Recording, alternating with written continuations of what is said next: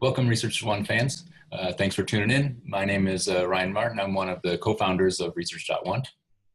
And I'm Harry Crane. And in this video, we want to talk about some of the basic features of the website, and particularly we want to address some of the questions that we've been getting on Twitter and via email in the short time since we've launched the platform. So there's been a lot of interest generated discussing the idea behind Researchers.One, but we've also gotten a lot of questions about what Researchers.One actually is and how it functions. So whether or not, whether it's a preprint server, is it a journal, is it something else? And really this is something that, so we've written about this in our mission statement, which is available on the website, but really this question gets at the very heart of why we decided to actually create this platform in the first place. So I remember when Ryan and I were first considering whether to do this, what we wanted to do was try to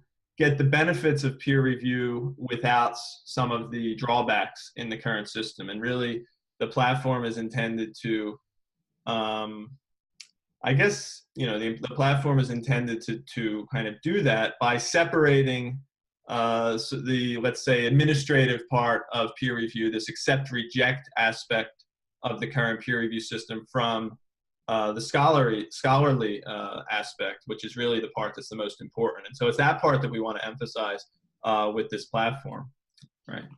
Right. So, in the present system, really the authors only have one option if they are aiming for, if they want to get some feedback from experts, and that is to submit the paper to a journal. And so, as we all have some experience with this, is that when you get this feedback from a journal, in fact, often that feedback is not really for the author; it's more for the editorial board for making this accept reject decision.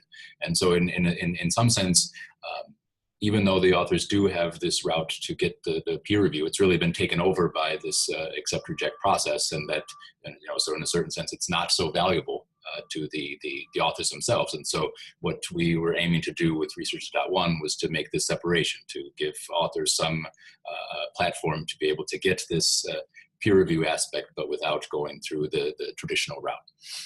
Yeah, I mean, I think about it, from my, for me personally, I think it's important, and I very much want to get critical comments and even harsh comments from reviewers to the extent that it's constructive and that it helps me to improve my work.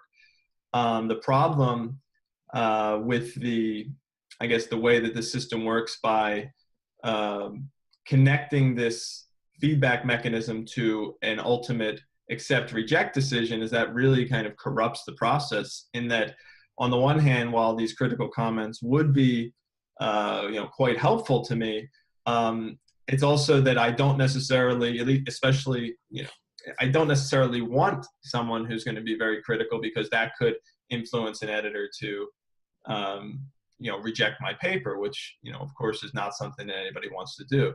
And so I think that one of the key points that we wanted to discuss here today was while the Researchers.One platform, on one hand is intended to provide researchers with all the means necessary to get the get the proper scholarly benefits from the peer review process. But there are many different ways to use the platform. It's very flexible in how it can be used, and we do understand that depending on the situation in which different researchers find themselves with respect to their career, junior, senior, etc., there may be different ways to take advantage of this platform.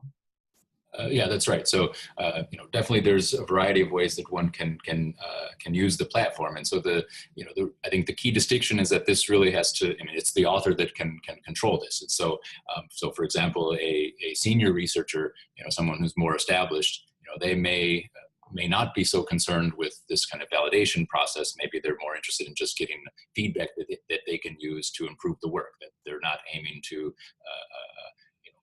find new jobs or get promoted. So this validation step is maybe not so important to them.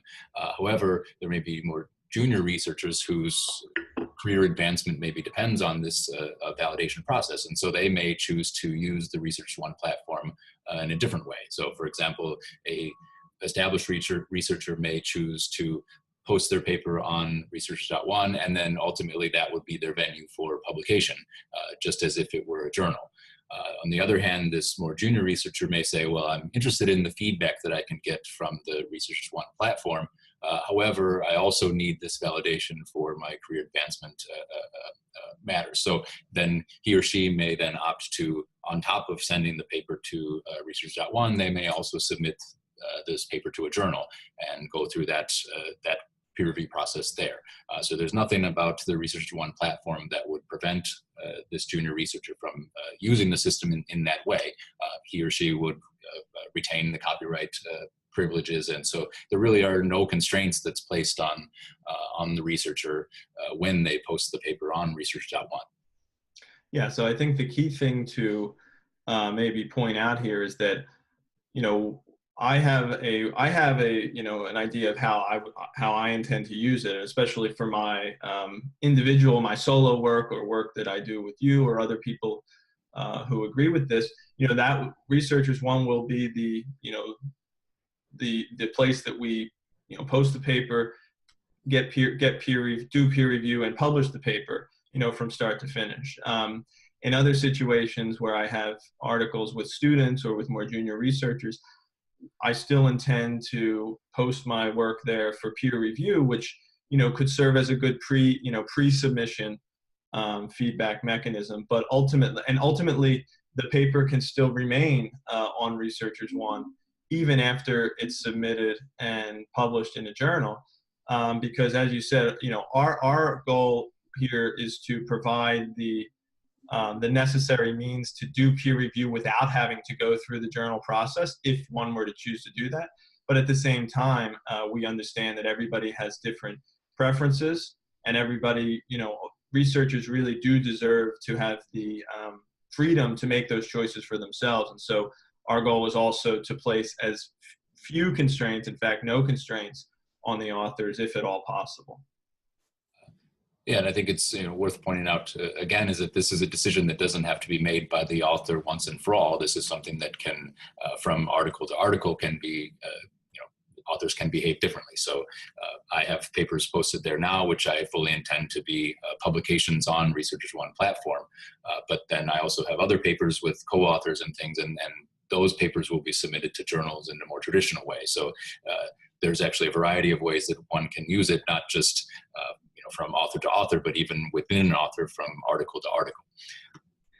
Yeah, and in the short time, and even more recently, within the past day or so, you know, we've also received some questions about whether we have an intention to collaborate with, you know, this or that specific community within a specific discipline. And in principle, we're open to all of these discussions. We should make clear that the platform is open to all disciplines. And so it's not specific to any discipline. Anyone is welcome to use it. And so to the extent that you still have questions about how the platform works, or you have suggestions about how it can be improved, or you're aware of other complementary initiatives that you think would work well with the platform, then we would ask you to contact us either on Twitter or by email at these addresses. So thanks for listening, and we hope to see you involved in the RESEARCHERS.ONE community, and we hope to see you submitting your papers there and getting reviewed.